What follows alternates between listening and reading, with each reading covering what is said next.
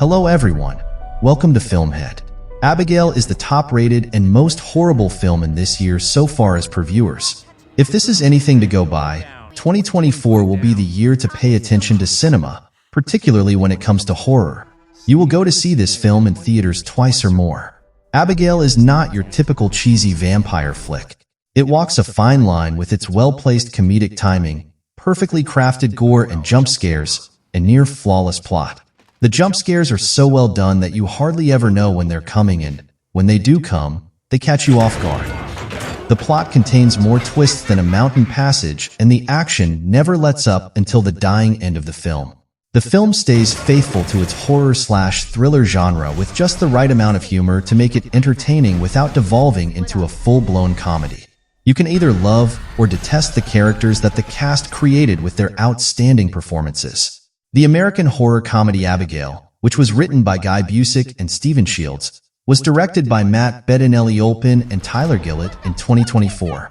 The ballet daughter of a prominent member in the underworld is abducted by a group of criminals, who then flee to a remote estate without realizing they are imprisoned there with no ordinary young girl. They trail her home as a ridiculously large gadget is fastened to the underside of her driver's vehicle. The girl appears to be 12 years old, so they take her to a remote estate where they are reminded of the importance of their task. Before leaving, their leader Lambert instructs them to guard Abigail for 24 hours, at which point they will receive an equal share of a $50 million ransom paid by her father, using fake names to avoid any member from identifying the others. Since Abigail is about a vampire, it seems as though radio silence is copying itself since it uses a lot of the same imagery from Ready or Not.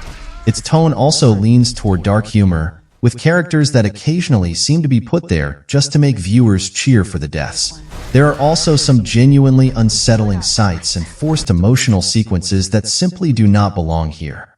In Abigail, Peter is the most endearing character, in part because he's always pushing the boundaries of what his character is capable of learning and doing.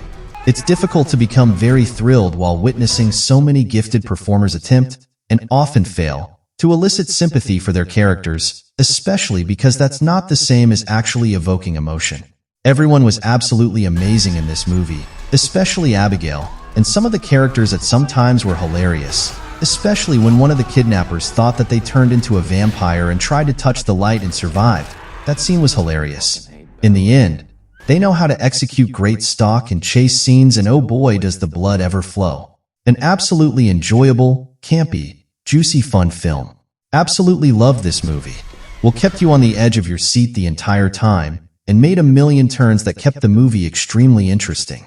There were jump scares that were actually scary at times, comedy that made the whole theater laugh, and a fantastic mind-boggling plot.